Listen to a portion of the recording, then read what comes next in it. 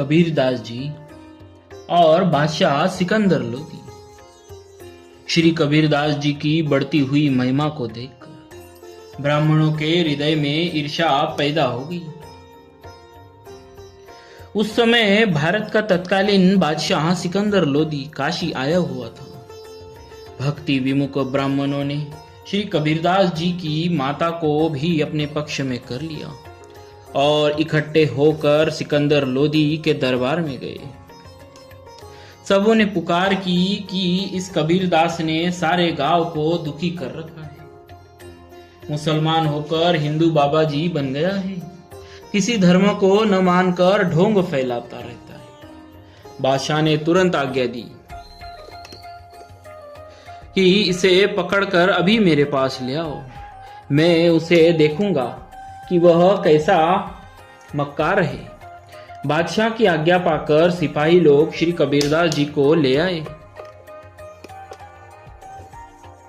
और बादशाह के सामने खड़ा कर दिया। तब किसी काजी ने श्री कबीरदास जी से कहा, ये बादशाह सलामत है, इन्हें सलाम करो। इन्होंने उत्तर दिया कि हम श्री राम के अतिरिक्त दूसरे किसी को सलाम करना जानते ही नहीं। श्री कबीरदास जी की बातें सुनकर बादशाह ने इन्हें लोहे की जंजीरों से बंधवाकर गंगा जी की धारा में डुबो दिया, परंतु ये जीवित ही रहे। लोहे की जंजीरें न जाने कहाँ गई। ये गंगा जी की धारा से निकलकर तट पर खड़े हो गए। पश्चात बादशाह की आज्ञा से बहुत सी लकड़ियों में इन्हें दबाकर आग लगा दी गई। उस समय नया आश्चर्य हुआ। सभी लकड़ियां जलकर भस्म हो गई और इनका शरीर इस प्रकार चमकने लगा जिसे देखकर तपे हुए सोने की चमक भी लज्जित हो जाए। जब यह उपाय भी व्यर्थ हो गया तो एक मतवाला हाथी लाकर उसे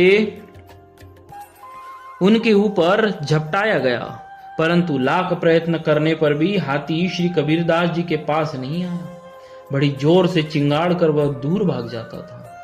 इनके समीप में हाथी के न आने का कारण यह था कि स्वयं श्री राम जी सिंह का रूप धारण कर श्री कबीरदास जी के आगे बैठे थे।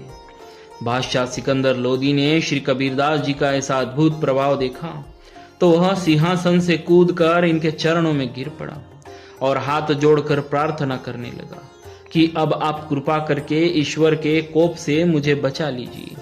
श्री कबीरदास जी ने कहा, अब कभी भी किसी साधु संत के ऊपर ऐसा गजब न करना।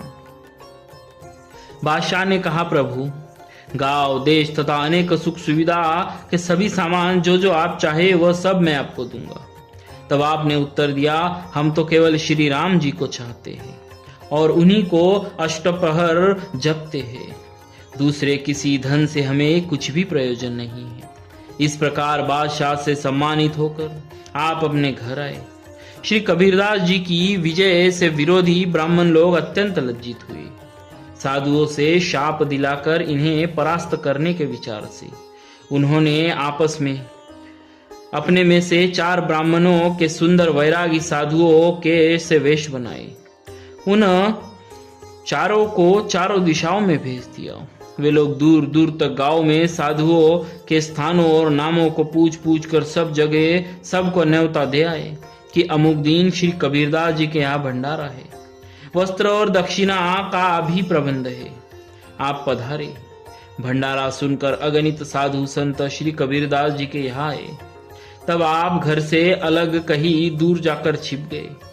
अपने भक्त की प्रतिष्ठा रखने के लिए भगवान स्वयं श्री कबीरदास जी का रूप धारण करके आ गए और भंडारे का प्रबंध करने लगे। बड़ी बड़ी पतंगे बैठ गई, बड़ी बड़ी पंगतें बैठ गई। अब श्री कबीरदास जी भी आकर इन्हीं में मिल गए। भगवान ने खिला पिलाकर और दान सम्मान से सभी साधु संतों को तथा श्री कबीरदास जी को भी अच्छी प्रकार से प्रसन्न किया। बोलिए भक्तराज श्री कबीरदास जी महाराज की जय। भक्तवत्सल भगवान की जय। श्री रामानंदाचार्य भगवान की जय।